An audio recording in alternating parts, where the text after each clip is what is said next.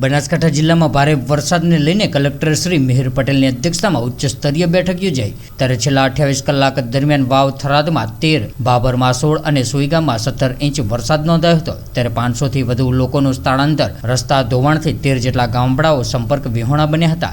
ત્યારે 1.50 લાખ ફૂટ પેકેટ અસરગ્રસ્ત નાગરિકો સુધી પહોંચાડવામાં આવશે તેવી મીટિંગમાં રજૂઆત કરાઈ હતી। ત્યારે 258 વીજળીના થાંભલાને નુકસાનગ્રસ્ત થયા હતા, જેમાં સાથે જ 279 ગામોમાં વીજ પુરવઠો ખોરવાયો હતો। ત્યારે વીજ પુરવઠો ફરી કાર્યરત કરવા માટે પણ ટીમો તૈયાર કરાઈ હતી। ત્યારે જિલ્લામાં એનડીઆરએફ અને એસડીઆરએફની ટીમો તૈનાત કરાઈ છે। ત્યારે રેસ્ક્યુ કામગીરી પણ ફૂલતેજ કરવામાં આવી હતી। ત્યારે નાગરિકોને કલેક્ટર શ્રી દ્વારા નદી કાંઠા અને નીચાણવાળા વિસ્તારોમાં ના જવા માટે પણ અપીલ કરવામાં આવી હતી।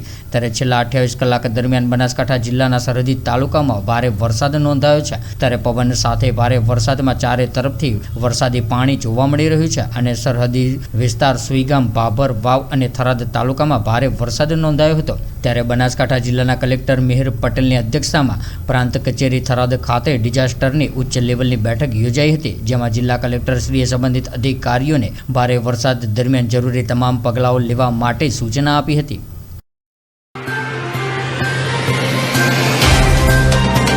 तो व्हाट्सएप, ट्विटर, फेसबुक, इंस्टा जहाँ भी आपका अकाउंट है, इसे शेयर बटन के द्वारा वहाँ पर शेयर करें।